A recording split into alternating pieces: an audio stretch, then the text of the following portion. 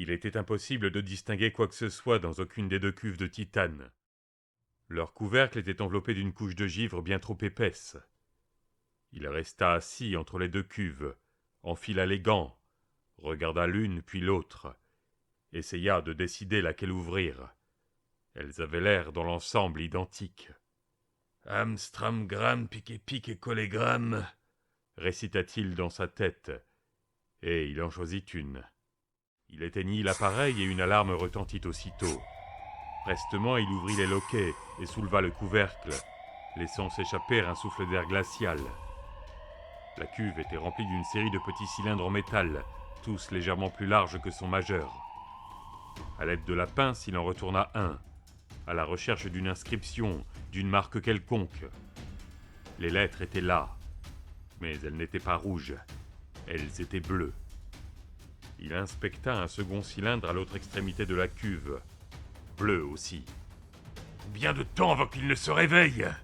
se demanda-t-il alors que l'alarme continuait à sonner. « Peut-être que Rasmus s'était trompé de couleur » songea-t-il. Il examina prudemment un autre cylindre, puis encore un autre. Toutes les inscriptions étaient bleues. Il referma et verrouilla le couvercle, et remit l'appareil en marche. Aussitôt, l'alarme cessa. Un des réservoirs de stockage craqua. Mais si c'était parce qu'il dégelait ou se congelait de nouveau, il n'aurait su le dire. Il se dirigea vers l'autre cuve et l'éteignit. L'alarme se déclencha de nouveau. Il l'ouvrit rapidement, et cette fois-ci aperçut aussitôt les lettres rouges sur l'un des cylindres de métal qui s'y trouvaient. Il souleva prudemment celui-ci à l'aide de la pince et le plaça délicatement dans sa main gantée, puis referma le couvercle, ralluma l'appareil. Mais l'alarme ne s'interrompit pas. Un des réservoirs de stockage émettait à présent un bourdonnement. Dégelait manifestement. Combien de temps cela prendrait-il ? Beaucoup de temps, espéra-t-il. « Comment est-ce que je vais transporter ça ?» se demanda-t-il, les yeux fixés sur le cylindre. Puis il eut une idée. Il retira un des gants avec ses dents, le maintint ouvert sur ses genoux, puis laissa tomber le cylindre. Celui-ci alla se loger dans le pouce du gant. Il roula précautionneusement le bord du gant pour le sceller, puis le fourra dans sa chemise. Enfin, ayant fait volte-face avec son fauteuil, il se dirigea vers la sortie. La porte de sortie s'ouvrit malgré l'alarme. Il parvint à franchir la marche du seuil et à se propulser dans le couloir.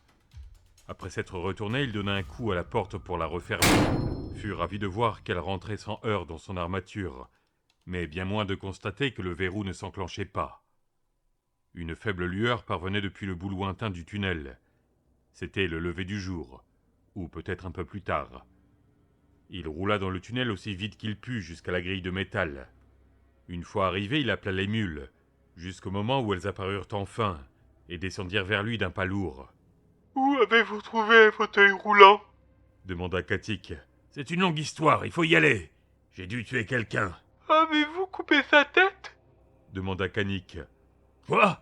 fit Orkai surpris. « Non, bien sûr que non. »« Alors il n'est pas mort, » dit Kanik.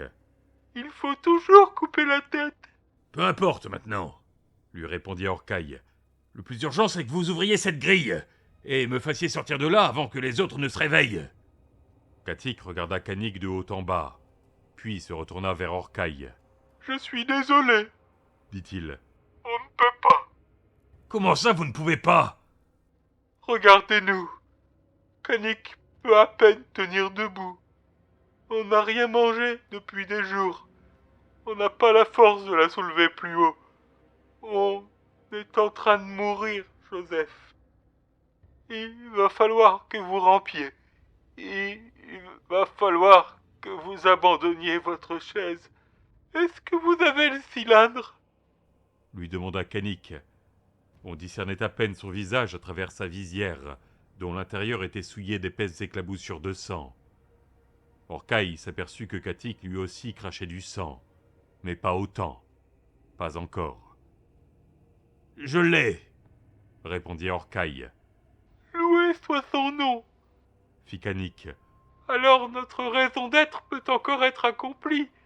Notre mort ne sera pas vaine. » Après que Orcaille se fut extrait de sa chaise et eut passé sa tête sous la grille, Katik tira le reste de son corps hors du tunnel. Mais c'est Kanik qui insista pour le porter. « Non, Lui dit Katik. tu es trop malade. Tu es trop mort. Je peux le faire. Pour l'instant. Lui répondit Kanik. Pendant 1 mile ou 2. Je ne serai pas là pour le porter plus tard. Il faut que tu gardes tes forces pour le reste du chemin. Et ils se mirent en route, le soleil dans le dos, revenant sur leurs pas aussi rapidement qu'ils le pouvaient. Orcaille de nouveau perché sur les épaules de Kanik. Leur marche était maintenant plus aisée, la route descendant vers la vallée. Ils se firent lentement un chemin jusqu'à la gorge du canyon, aperçurent des signes de civilisation de plus en plus nombreux et denses. Désormais, dans cette direction, Orcaille distinguait à travers le brouillard, au nord, le centre dévasté de la métropole. Un énorme et profond cratère d'environ 500 mètres de largeur, peut-être même plus. Il se souvint soudainement de ce à quoi elle ressemblait avant. Plusieurs dizaines de tours, de 20 ou 30 étages chacune, et de nombreux bâtiments plus bas, dont le dôme du tabernacle et les 6 aiguilles effilées du temple mormon. Il n'en restait rien.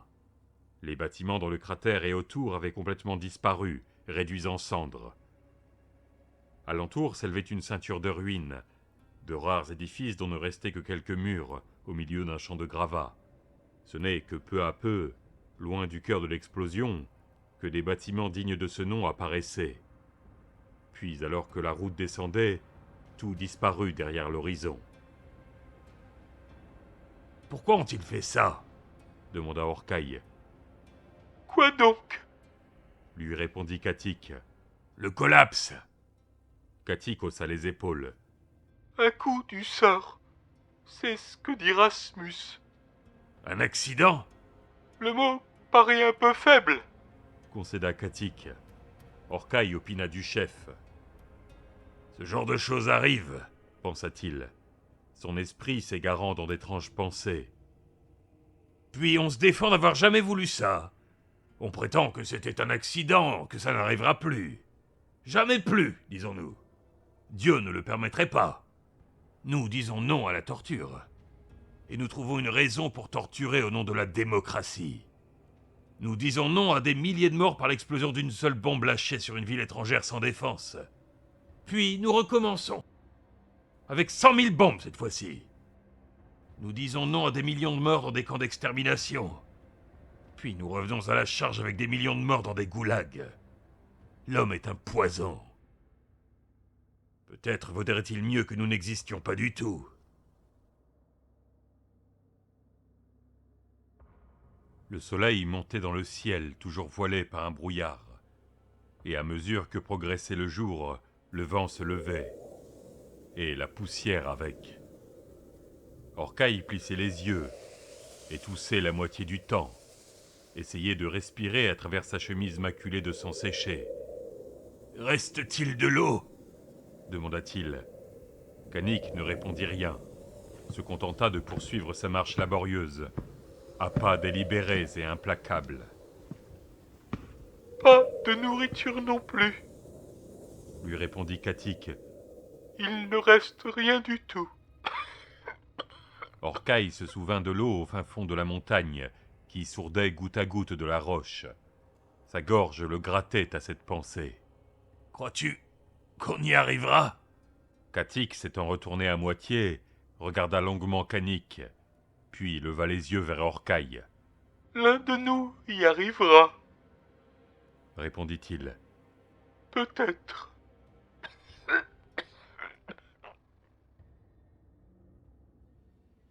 Il observait les panneaux retouchés par Manori disparaître dans le lointain, remplacés bientôt par des panneaux dont ne restait que le métal nu, ne signalant plus rien. Bercé par l'allure maladroite mais constante de Kanik, il sombra dans une sorte de rêverie. Il revit Manori, si crédule, convaincu d'accomplir l'œuvre du Seigneur, accueillant un étranger chez lui et s'endormant à ses côtés sans le moindre soupçon. Il songea à la manière dont Manori s'était redressé juste avant de s'effondrer, et avait chuchoté « Pourquoi ?» Il se demanda si les mules avaient raison, si Manori était en ce moment même couché sur le sol de sa hutte, attendant que sa plaie se colmate, sa gorge devenant lisse et opaque à mesure que son corps se reformait et le ramenait à la vie. Ou s'il était tout simplement mort. Il pensa au réservoir de stockage, à l'alarme se déclenchant, aux autres réservoirs qui avaient commencé à dégeler, réveillant un nouveau gardien. Est-ce que le nouveau gardien allait les pourchasser aussitôt éveillés, tandis que leurs traces étaient encore fraîches, ou resterait-il soigner Manori, en admettant que celui-ci ne soit pas mort? Il faut toujours couper la tête. Entendait-il encore prononcer une des mules? Laquelle était-ce? Ou peut-être le poursuivrait-il en groupe, 4 ou 5 à la fois, lui donnant la chasse pour ce qu'il avait fait? Non, comprit-il soudain, sa pensée reprenant un fil abandonné antérieurement. Manori n'a pas fait entrer un étranger. Il a fait entrer un frère. Je lui ressemble. Il me faisait confiance pour cette raison même. Voilà pourquoi Rasmus avait besoin de mon aide. Non pas parce que les gardiens ne me reconnaîtraient pas, mais parce qu'ils croiraient me reconnaître. Le moment où j'ai vu Manori, j'aurais dû m'en rendre compte.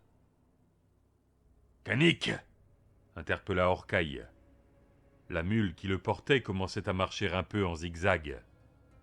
Il frappa doucement le côté de sa visière, et l'homme s'immobilisa, puis secoua la tête et se remit en route, cette fois un peu plus en ligne droite. « Katik !» fit Orcaille d'une voix forte. « Peut-être devrais-tu prendre le relais à présent ?» Katik se rapprocha, caressa le bras de Kanik. « Je vais bien, » dit Kanik d'une voix éreintée. « Je peux continuer à le porter. » La mule poursuivait sa marche, à pas un peu plus lent maintenant, un peu plus lourd, un peu plus saccadé. Son dos était plié très en avant, comme s'il regardait ses pieds. Katik les suivait de près, en retrait, sans les quitter des yeux. Ils avançaient toujours, Kanik persévérant tant bien que mal, alors que l'inquiétude de Katik et de Orcaille grandissait. On apercevait l'autoroute.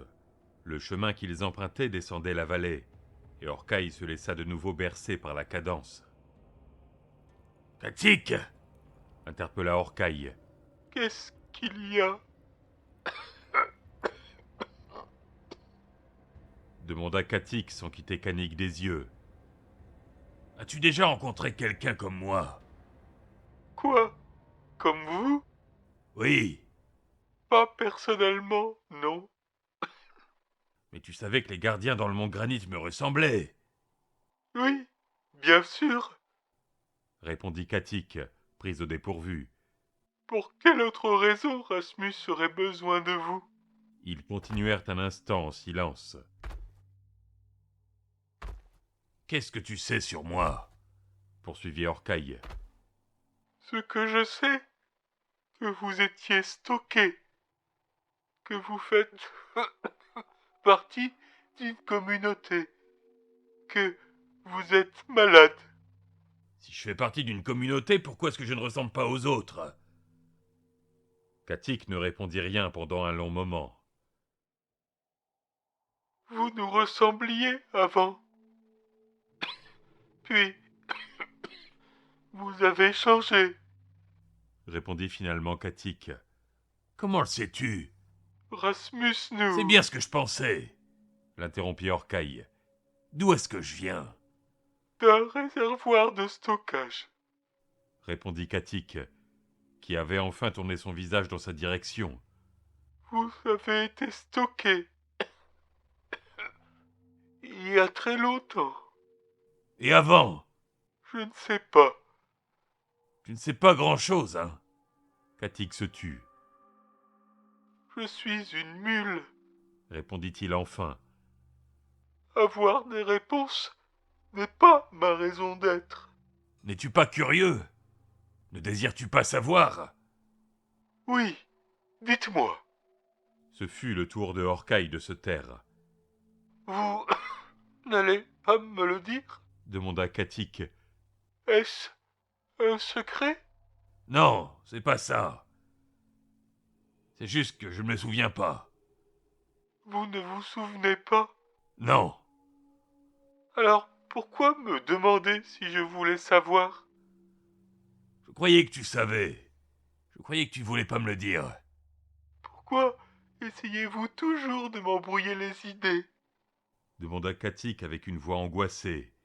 Je suis navré, je ne voulais pas te contrarier. Mais il faut que je te demande une autre chose. Katik garda le silence, marchant à leur côté. Finalement, il leva la main. C'est bon, allez-y. Que penses-tu que je suis? Que voulez-vous... Que voulez-vous dire? Ne pouvez-vous pas poser une question à ma portée? J'ai changé, as-tu dit? C'est ce que Rasmus t'a dit. Ce que j'essaie de te demander, Katik, c'est si tu penses que je suis encore humain. Est-ce une question piège? Non, ce n'est pas un piège. Contente-toi de répondre sincèrement. Katik haussa les épaules. Vous faites partie de la communauté. À partir de là, qu'est-ce que ça peut faire? Réponds simplement à la question, insista Orcaille, dont la voix commençait à se faire plus forte. Suis-je ou ne suis-je pas humain? Non.